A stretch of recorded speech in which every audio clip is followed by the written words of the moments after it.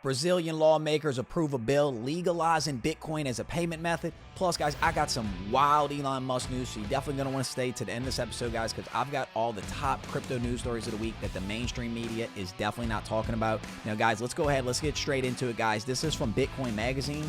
Brazil approves bill regulating the use of Bitcoin as payment. Brazilian lawmakers have approved a complete regulatory framework for crypto, regulating the use of Bitcoin as payment.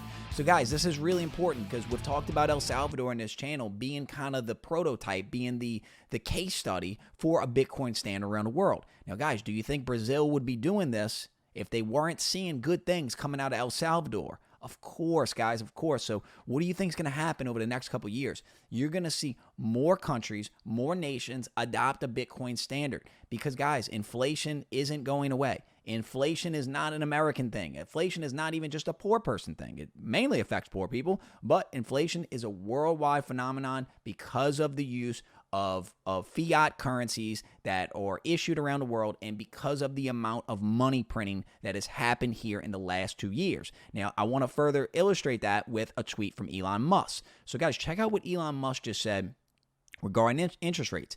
This from investing.com, y'all. U.S. Fed needs to cut interest rates immediately as recession looms, says Elon Musk. Fed needs to cut interest rates immediately, Elon Musk. And this is the tweet, guys. Trend is concerning. Fed needs to cut interest rates immediately. They are massively amplifying the probability of a severe recession. So, guys, Elon Musk is 100% correct. And I got some more crazy Elon Musk news, so definitely appreciate you guys watching. But Elon Musk is 100% correct. We've covered this multiple times on this channel. That's a lot of the thesis of me being in these crypto assets as a hedge against inflation. And I know what a lot of you are thinking. Oh, well, Kevin, Bitcoin was almost 70,000. Now it's 16,000. How is it a hedge against inflation?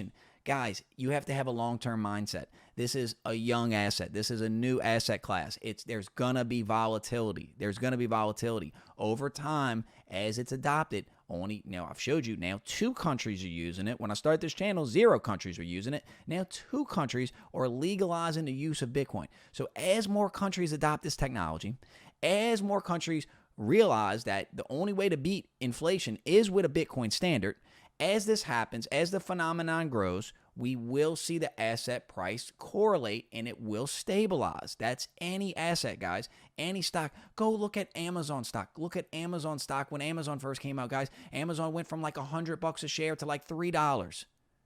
But look at the long term. That's what's important, guys. And again, this is not financial advice. If you don't believe in this asset class, if you don't, then it doesn't matter, guys. But if you believe in the asset class, you have to have a long-term mindset, which I do.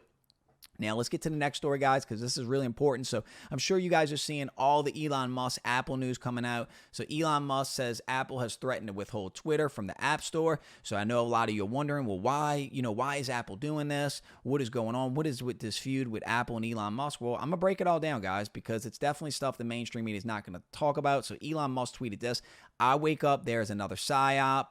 And Elon Musk said, I don't care about the particular Psyop, honestly. So, guys, if you don't know what a Psyop is, it's a psychological operation. They're used in military. It's a military term. So, what governments will do, what military, what they'll do is they'll plan these psyops, and what it is to convince the populace of whatever the government wants you to believe. Now, again, guys, do your research. Psyops, it's not conspiracy. They're used all over the world. It's openly talked about. So what is the particular psyop? Well, let's get into that a little bit more. So Elon Musk tweeted this: this is a battle for the future of civilization. If free speech is lost, even in America, tyranny is all that lies ahead.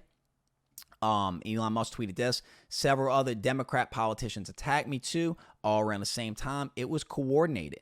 Outside of party leadership and independents like Manchin, they are essentially actors on the political stage, not directors or scriptwriters. So what Elon is saying is that all this blowback that he's getting since he's bought Twitter is a direct result of a psyop of government institutions, government leaders, all conspiring against him. Big tech working alongside with governments, working alongside with the military in order to attack Elon Musk because he is showing stuff on Twitter that your government does not want you seeing. So let's get further into that. So let me show you a little example of that, guys. So you're seeing the protests come out in China. They can't even hold it back anymore, guys. They're literally welding people in barricading people in their apartments as part of their lockdown and their zero C word, the zero C word policy that's going on in China. Now, check this out, guys. So the citizens of China have basically had enough. They are having giant riots, and it's not just against the protests aren't just against the restrictions and the lockdowns. The citizens are realizing the lockdowns are never going to end. They're never going to end. They keep pushing it back, pushing it back. Kind of reminds you of something. Remember 2 weeks to flatten the curve? Very similar thing there, guys, where they're never going to have their freedom. So not only the citizens protesting the lockdowns, they're protesting the CCP as a government. Now, how is this information getting out there? It's getting out there. I mean, guys, look at this. So their military and their police are wearing hazmat suits so they can hide under the guise that this is, about the virus. But it's not, guys. It's about tyrannical governments that want overarching control over you. That's all this is about. It's about power and control. And essentially, Apple, who, let me show you. Check it out, guys. Apple has a very cozy relationship with the CCP. This is from the Washington Times and the Washington Post.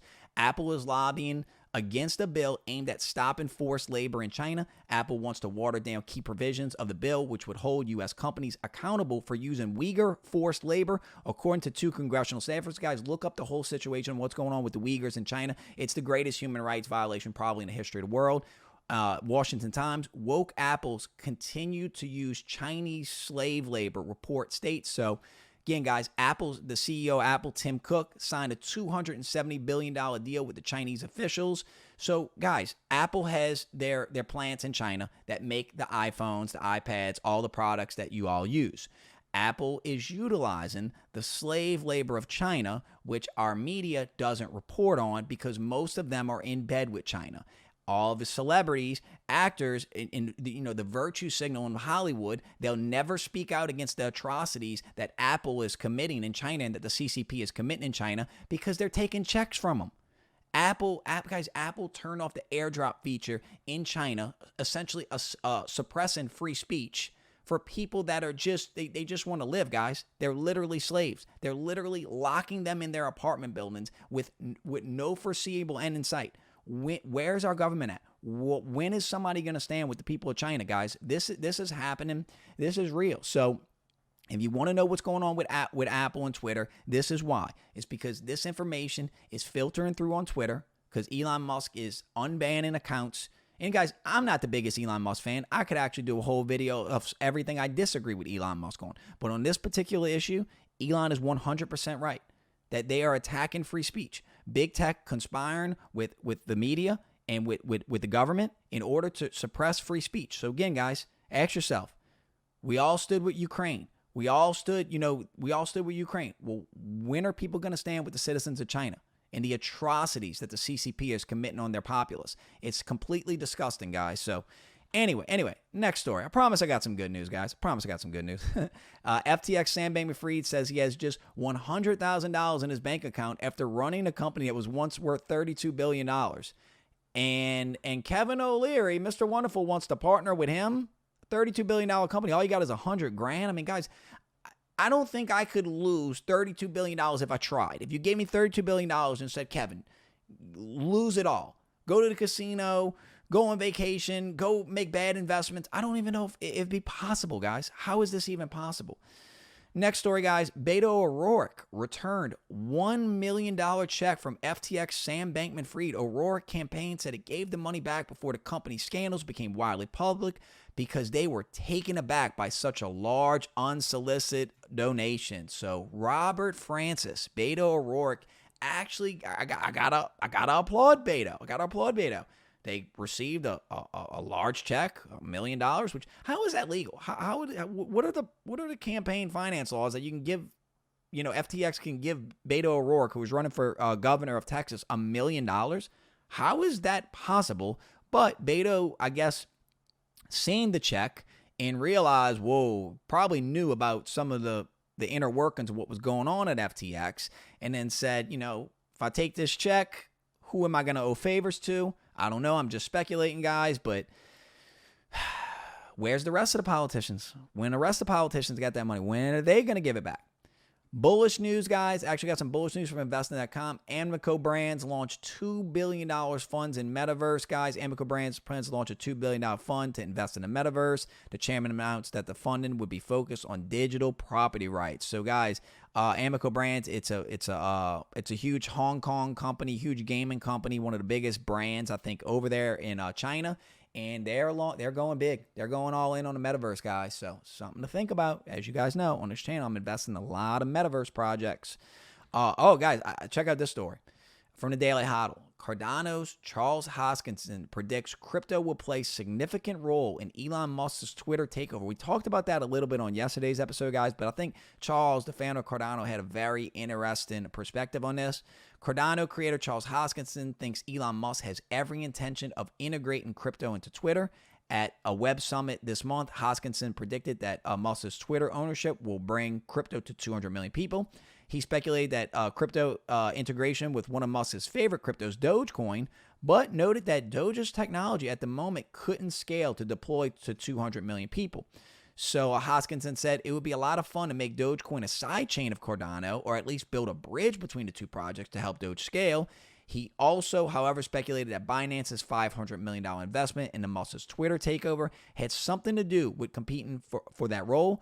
I don't have any information on it, but if I had to guess, I think that's what Binance is pushing for. You put $500 million in it, that's a pretty big check size if it's just a passive investment.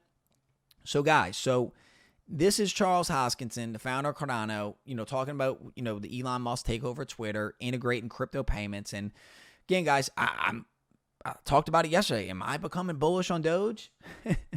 Again, I know I've been bearish and I've been hard on Doge in the past. So, no, guys, if you hold Doge or hold Shiba, don't take this stuff personal, guys. Don't take what I think, or what any YouTuber or influencer thinks about a crypto or says about it. It does not control the price, guys. It does not control the price. Now, Elon Musk integrating Doge into Twitter, now that can affect the price. That certainly could affect the price. So my stance on Doge has shifted. Again, guys, part of being a good investor, part of being, just being a good person is the ability to change your mind. The ability to say, okay, this is how I originally thought, but new information, new facts, new data have come out, and it's like, you're sailing a ship and, you set your sail, but the winds change. You got to adjust the sail a little bit. So do I think Doge is a worthy investment? Yeah, actually I do. But again, if I had $1,000 and I had to choose between Doge or Polygon Matic, I'm going in Polygon Matic. If I had to choose $1,000 between Doge and Ethereum, I'm going in Ethereum. If I had $1,000 to choose between Bitcoin and Doge, I'm putting $1,000 into Bitcoin. But I do think that Doge is worth consideration, and if I do invest in it, it's going to be strictly a swing play. I'm strictly gonna when it pumps, I know it's going to come back down. I'll sell it and just play the game. Just play the game, guys. Just buy the rumor, sell the news, essentially. So, super bullish news for you Dogecoin holders. Check this out, guys. From Decrypt, SBF hid Republican donations so media wouldn't freak the F out. Bankman-Fried, the poster boy for effective altruism, but only donated publicly to Democrat candidates. I donated to both parties, FTX founder and CEO Sam Bankman-Fried said in an interview with Tiffany Fong published on Tuesday. I donated about the same amount to both parties. So, guys, check it out. All my Republican donations were dark, Bankman-Fried said, citing that Citizens United Supreme Court case. In practice, no one can fathom the idea that someone actually gave dark money, he said. So this is really important to know, guys, because I would assume, is he admitting to a felony? If he donated millions of dollars and did not disclose, I assume that there's some type of campaign finance laws. Didn't Dinesh D'Souza go to prison for like a year for essentially the same thing? I mean, is this a felony? What are you guys' thoughts? Again, guys, I hope now you're seeing what I'm saying, that it's not a Republican versus Democrat thing. It's not a left versus right thing. It's a criminals versus all of you watching this. If you're watching this, you're probably not in their club. Sorry, it's a big club and you're not in it. I'm not in it. I don't want to be in it. But what we want is justice, and what is rapidly happening is people are losing any credibility mainstream media has. People are losing any and all credibility they have in the judicial system. People losing all credibility they had in possibly the SEC. Because, guys, these guys are running around committing the greatest financial crimes ever and literally rubbing it in your face, and nothing happens. Nothing happens. Now, what's going to happen to Sam Bankman-Fried? I don't know. Check this out, guys. FTX US users will get 100% of their money back, says Sam Bankman-Fried. Guys, Sam Bankman-Fried saying that everyone's going to get their money back. How? So, if the money's gone, so was it stolen? Where is the money? So many questions we still need to ask. Anyway, guys, if you made this far in the video, drop me is Elon Musk a good guy or bad guy in the comments, guys? Because I think that's the biggest question that's on my mind. Is Elon Musk one of us? Is he one of the bad guys? Yeah, sure, he says a lot of stuff I agree with. He says a lot of stuff that makes a lot of sense. He's pro-crypto, he's pro-freedom of speech. But I'm still reserved on Elon Musk. But let me know in the comments what you guys think of Elon Musk. Anyway, y'all, I'm Classic Kev. Thank you so much for watching. I'm out, y'all. Peace.